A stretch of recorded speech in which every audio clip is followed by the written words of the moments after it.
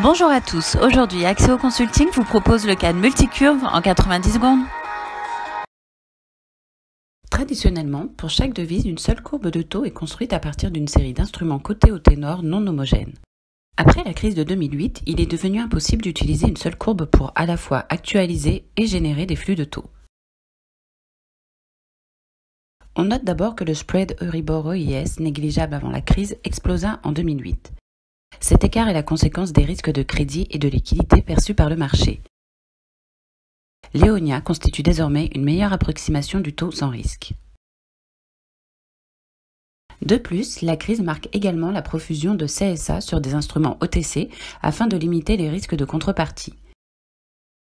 Dorénavant, le pricing d'un produit financier parfaitement collatéralisé s'opère avec une courbe d'actualisation construite à l'aide d'Overnight Index Swaps.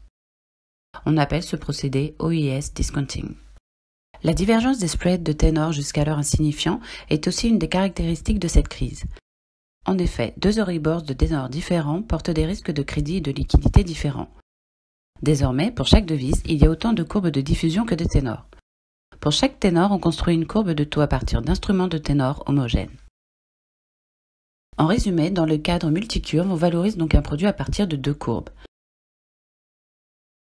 Avec une courbe d'actualisation OIS, lorsque le produit est parfaitement collatéralisé ou avec une courbe de financement appropriée dans le cas contraire, et avec une courbe de diffusion selon le ténor du produit.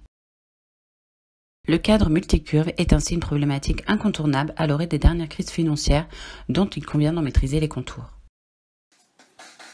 Retrouvez nos autres tutos en 90 secondes sur la chaîne YouTube d'Axéo Consulting.